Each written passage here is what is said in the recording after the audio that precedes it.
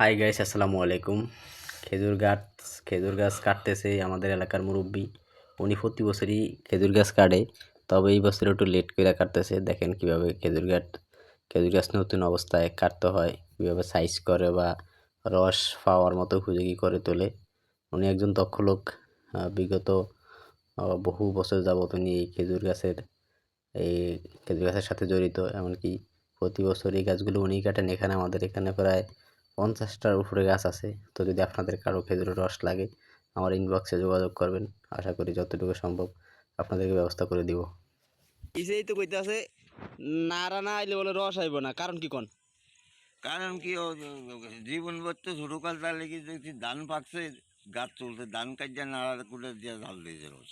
ও তাইলে ধান ফাঁকবো, ধান কাটবো, হেই নাড়া দিয়া রস জাল দিব, হ্যাঁ, খেয়ার দিয়া। হেই খের দিয়া। হ্যাঁ। এর লিগে এর আগে রস হইতাছে না। না, মানে এটা কি আল্লাহর দেওয়া আইন কথা না আপনাকে বানাই না কথা, কোনটা একটু কয়ে দেন না, কয়ে দেন কে? যেরকম গেছে এই হিসাবে ও বাপ দাদা এমন কইছে। যাক দেয়া যাক। মানে আমরা তো দেখছি প্রতি বছর আরো আগে কাটন, এই বছর একটু লেট করে কাটতেছে।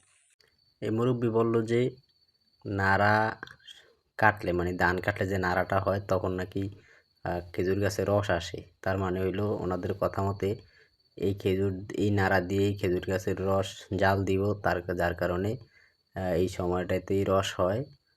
মানে হয়তো এটা ওনাদের একটা চিন্তা ভাবনা, কিন্তু বিষয়টা হয়তো অন্যরকম। আল্লাহ হয়তো যখন খেজুর গাছে রস দেয়, তখনই খেজুর গাছ কাটলে রস বের হয়। কিন্তু দানের কারণে রস আগে পরে আসবে, এটা আসলে একটা ওনাদের ভ্রান্ত ধারণা। এটা আমরা মনে করি এটা অযৌক্তিক।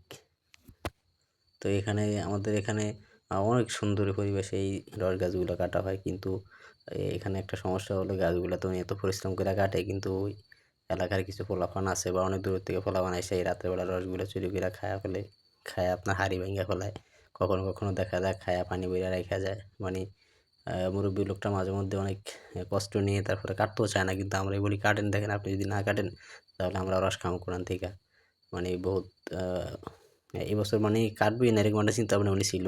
তো ওনাকে অনেক রিকোয়েস্ট করার পরে উনি কাটতেছে, বলতেছে যে আমার হাড়ি ভাঙিয়া ফেলায়, রস খায়া ফেলায়, খায়া পানি বইরা রাখে।